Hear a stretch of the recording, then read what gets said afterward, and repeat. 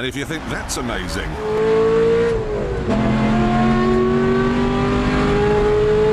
what's going on, guys? Welcome back to another video. Today I'm going to explain to you why this is probably the best highway cruise missile you can buy for under 50 grand. I'll explain to you the benefits of this car, why it's so good, what makes it so good, and why you should consider one. So let's go ahead and get started.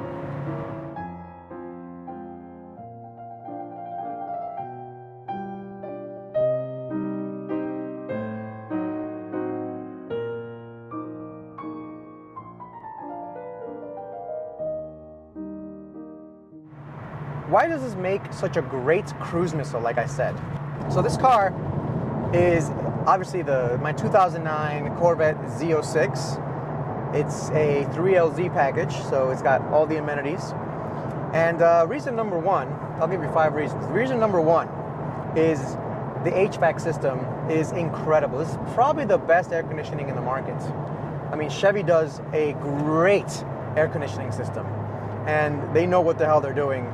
On really hot days, I take this out on the highway. I live in North Florida, and this thing gets cooled down. It actually gets a little too cold. I actually have to turn the heat, not the heat up, the temperature up, it's automatic, to like 74, 75. If I turn it down to 70, I'm actually way too cold in here. So the air conditioning system is amazing. But that's kind of a bonus reason. Reason number two, and honestly the best reason why this makes this the best cruise missile, is the 7-liter engine in here. 7-liter V8 pushrod is incredible. It's just got power everywhere.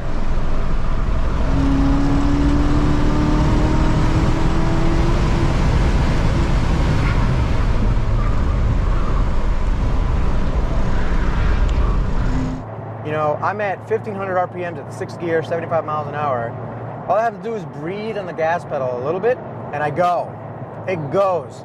If I need to pass somebody, put it in 5th gear, and I'm passing anybody I want. Anybody I want. There's not many people that can keep up with me. Somebody's trying to keep up with me, drop it in 4th. It flies. It just goes.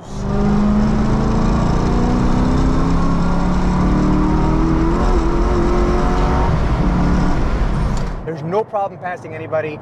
I can pass pretty much anything on the road. If it's a 2-lane road, I am passing 3 or 4 cars at a time. It is really easy. It makes for stress-free passing. Stress-free passing is the best. And it's fun, you drop it into 4th, you gun it. It's fun. It's fun, and it's fast, and it's stress-free.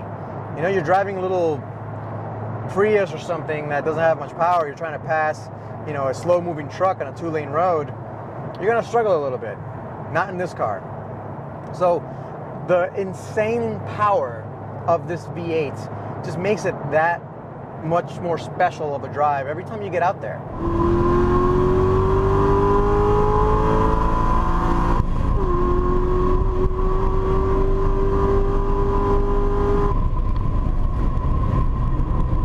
So reason number 3 is the amount of enjoyment you get out of this thing, right?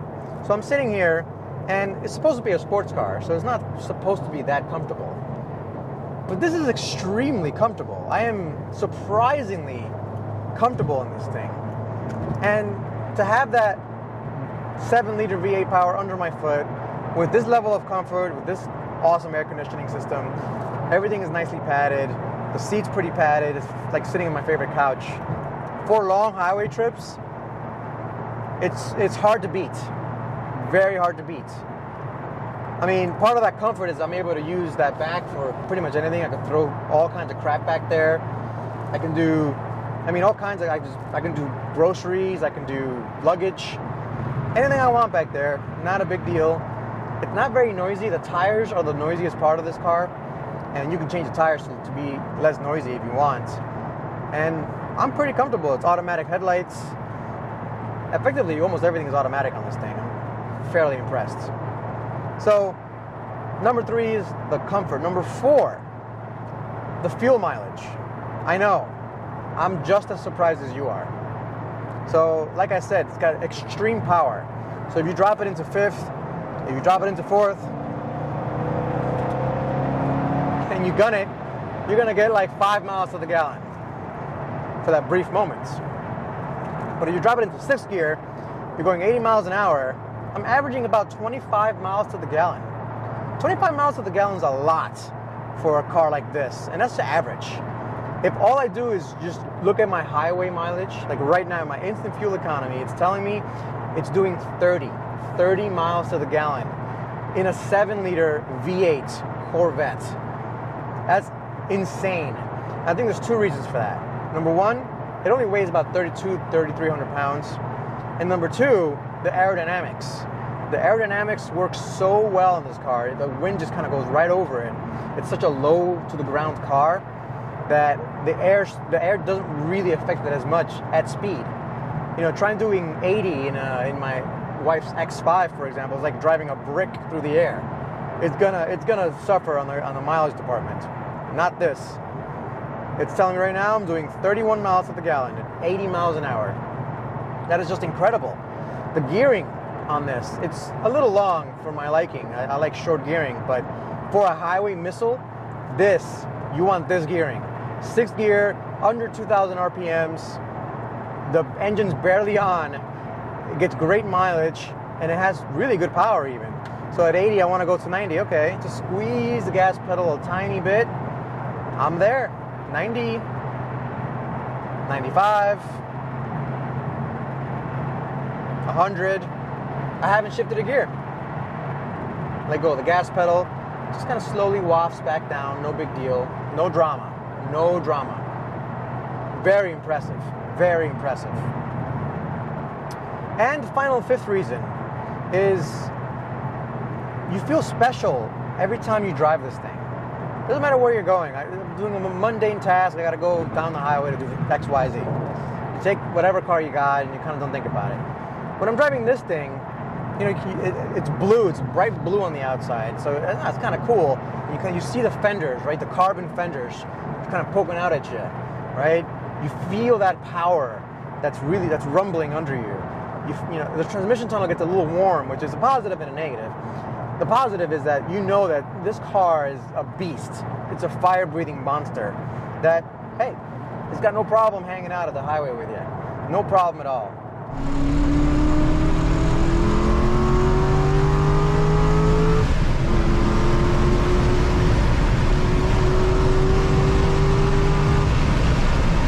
Driving a stick shift V8 monster is rare these days, and this is definitely a V8 monster. So it's special every time you get into it. So those are my 5 reasons why this makes the best cruise missile sports car on the market. I really don't know of any sports car better than this. I mean, you could say a Porsche GT3 is really nice, but it gets pretty loud in there, and you know, you're driving $120,000, $150,000 car on the highway with the rock chips and all that. That's a bit much. I paid 35 grand for this thing. That's not bad. It's a rock chip or two, it's not a big deal. 35 grand, not a big deal, right? Now if you're talking a Rolls Royce or something, it's big, it's kind of cloudy, you're on a cloud. What happens when you get to a fun road? Inevitably, I'm gonna turn off and go to a city or something, right? I'm gonna get to a fun road. Guess what? I can have fun in this. You know, you can do SUVs. You know, the Yukon, Denali's. These things are great for the highway. Again, once you get off the highway, where's the fun? Where's my fun little canyon carver? Even for a little bit. Where's the specialness too? There's no specialness to driving a minivan. It's cool. I like minivans a lot. They're very practical, but where's the specialness? There really isn't. I mean, another thing I forgot to say is the heads-up display. You know, I'm not even used to it yet, but having the heads-up display is super cool. I don't have to look down. I don't have to know where the speed is. It tells me right there, 82.